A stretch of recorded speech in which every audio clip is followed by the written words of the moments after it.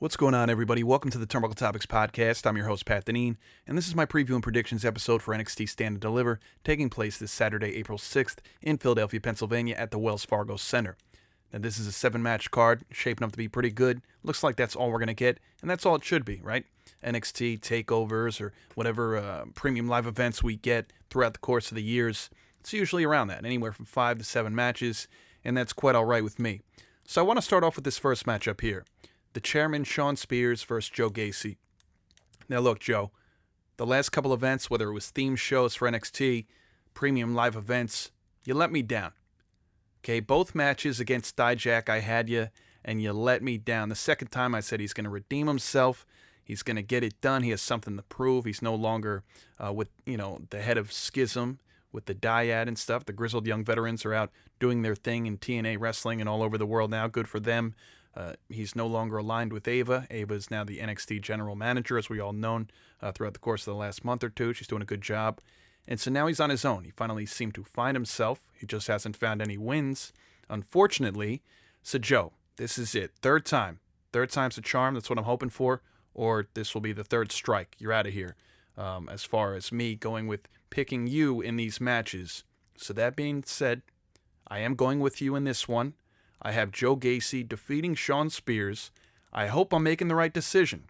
Again, you let me down lately, Joe. Let's get it together, okay? I know Dijak, he's tough. Potential contender for the NXT Championship. I could certainly see him holding that title sometime in 2024, so I get it. Look, he's tough. I'll give you that, but at least get it done against Shawn Spears. He's no slouch, but you're due for a victory. Moving on. Let's jump right to the NXT Championship match. Speaking of gold, Ilja Dragunov will be defending his title against the family's leader, Tony D'Angelo, the Don of NXT. Now, I'm a big Tony D fan. I really am. Dragunov has held his title since, October, I want to say, since No Mercy, defeating Carmelo Hayes in that trilogy, ending that feud. And so this is going to be a fantastic matchup. Tony D is very good. His character work has always been good the last 2-3 years in NXT, and his wrestling is great as well. He's, again, the leader of the family, that faction, and he's doing a good job. To me, Tony D's a total package. That being said, I don't see him getting the job done against Dragunov. Not that he's not capable, but I just don't see Dragunov's reign ending just yet. Do I see him coming to the main roster, whether that be a Raw or SmackDown during the draft this spring?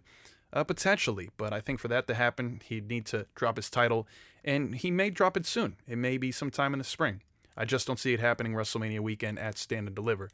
So that being said, and still, NXT champion Ilja Dragunov. Now we have a triple threat match for the NXT North American Championship. We have Femi, the current champion. He has been champ, I want to say maybe upwards of 2 months or so, give or take, going up against Dijak and Josh Briggs. Now, as I just mentioned, Dijak, potential contender sooner or later for that NXT Championship, I could certainly see. But hey, look, he may get some gold before this weekend's over on Saturday in this match.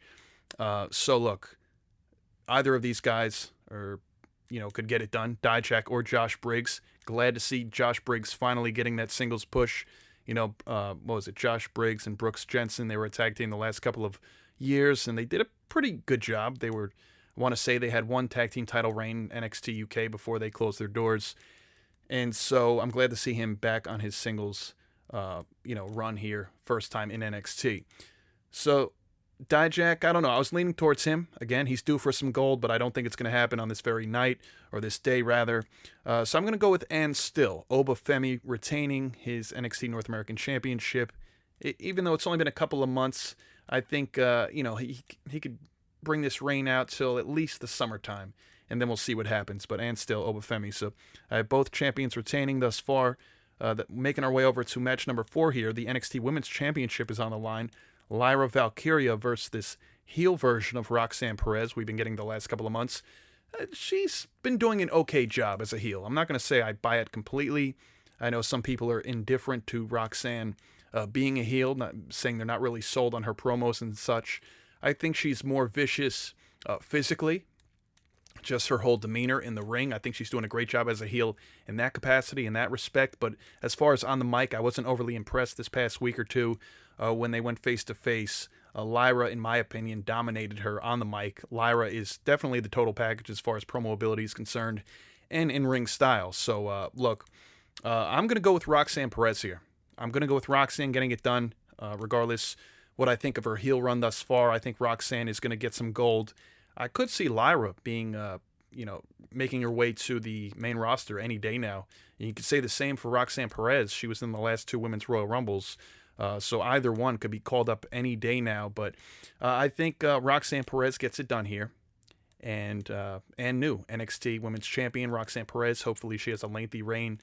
Some things happened last year as she spoke about it with her mental health and so on, as far as her having to relinquish her title and give up the title she never really lost, right? So I think she may get a redemption run here, and we'll see how that goes. Match number 5, tag team match for the NXT Tag Team Championships.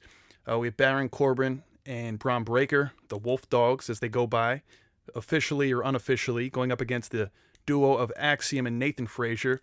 Axiom and Nathan Frazer, they've had this alliance the better part of, 3-4 months, ever since, I want to say they had a one-on-one match sometime in the fall, or may have even been at Deadline in December. Either or. That's nor here nor there. They've been a great tag team. They got it done for this number 1 contendership spot. And I do think they're going to get it done here at Stand and Deliver, being that Baron Corbin, is still seemingly on NXT, but Bron Breakker more so is a full-time member of SmackDown as of about a month ago or so. So I think it's time for Bron Breakker, rather, to be focusing completely 1,000% on SmackDown, on the blue brand, taking a shot at that United States Championship going forward, regardless who comes out the winner this weekend in that Logan Paul match with Randy Orton and Kevin Owens. I could see, him in the hunt eventually, Bron Breakker for some mid-card gold, and obviously in due time for the world title. So that being said, I see new champions. I see them moving forward with Axiom and Nathan Frazer as the new NXT Tag Team Champions. I gotta say, though, I'm very surprised, not just how good they work together, Baron Corbin and Bron Breakker. I've been pleased with their tag team run, even before the gold, throughout the tournament, Dusty Rhodes Classic and such. They did a very good job, and they've actually been a lot of fun to see together. It's kind of reinvigorated Baron Corbin on NXT and in WWE in general. So good for both of them. I think it was very beneficial for both of them. So now let's move over to match 6. It is a 6-woman tag team matchup here, where we have Jacy Jayne, Kiana James, and Izzi Dame with Jasmine Nix ringside versus the babyface team of Thea Hale, Fallon Henley, and Kelani Jordan. This should be fun. I know I've said that about numerous matches, whether it's Stand and Deliver or WrestleMania, and that's the truth. That's the fact of the matter. A lot of these matches are not only going to be very good, but they're actually going to be fun. There's a lot of story for weeks and months building in the majority of these matches, and especially this one, right? Jacy Jayne no longer befriending Thea Hale, turning on her. She's got her new partner in crime in Jasmine Nix, and that's been a recurring theme for Jacy Jayne, right? Last year, when she got rid of Gigi Dolan, turning on her former 2-time tag team partner in Toxic Attraction, and now she turned on Thea Hale, and she found her new flavor of the week, so to speak, in Jasmine Nix. It's only a matter of time until she turns on her as well, till she gets acclimated to NXT. But this is going to be good, and I do see the babyface team getting the job done, even though they won't have the numbers advantage. Again, the heels have Jasmine Nix ringside. Probably going to be some funny business. Maybe the referee tosses her to the back, sends her out from the ringside area, and so Thea Hale, Fallon Henley, and Kelani Jordan will get the victory here. And that leads us to what very well may be the main event. It's one of the few matches that a title is not on the line, but there is a lot on the line. If you think of it, we have Carmelo Hayes going up against Trick Williams. No more Trick Mello gang, former best friends, going at it on the biggest stage of them all. WrestleMania weekend, Stand and Deliver. Again, this very well may be or is the main event for NXT. And this is going to be good, to say the least. Now, Carmelo Hayes, this could be the very last time we see him in an NXT ring, at least for the foreseeable future. Much like Bron Breakker, he'll be making his way over to SmackDown or Raw. I'm not sure if he's fully committed to a brand yet. I know Bron Breakker's on SmackDown. Either or, I do see Carmelo going to the main roster after this weekend. So, with that said, I see Trick Williams finding a way to get it done, getting the upper hand. He felt very disrespected always being there for Carmelo, being his hype man for months and years throughout all of his championship reigns, through all the highs and the lows. Mainly highs, because Carmelo's had a hell of a run. Breakout tournament winner. He's a multi-time North American champion, former NXT champion and such. So, Trick was always there, even when he wasn't even getting booked for matches. It was always there for Carmelo, and then Carmelo, when it was time for him to support Trick, that wasn't the case so much. And he thought Trick Williams was getting in his way, or, an NXT championship that he lost to Dragunov, he wanted to get back, and he saw Trick, jumping in his way, stepping on his toes to get that title that Carmelo was trying to get back. So at least that's Melo's case. So Trick Williams, I have him winning this match. It's going to be a great one. I can't wait to see Trick Williams just simply come out to his entrance music, the crowd in the Wells Fargo Center in Philadelphia yelling, "Whoop that Trick," from the top of their lungs. And it's going to be a lot of fun to see. As I've mentioned throughout the course of these reviews, this is just going to be such a good weekend. I wish they had the old format, though. The NXT TakeOver format, where it was typically, whether it was a Friday or a Saturday night, and it had its own separate day. You got Stand and Deliver the very same day as Night 1's WrestleMania. Some people are going to both shows. It's one thing to watch both shows from TV, but, to be going to both shows, I give fans credit who are doing that. Me, myself, I'm just going to WrestleMania Night 1 and Night 2, and that is more than enough for me. Now, at the Wells Fargo Center at noon is NXT Stand and Deliver, and then shortly thereafter, obviously at Lincoln Financial Field, you have Night 1 of WrestleMania. So that's a lot of wrestling. I wish NXT wasn't so much the hors d'oeuvre, or the appetizer for WrestleMania, prior to that very same day. It was different.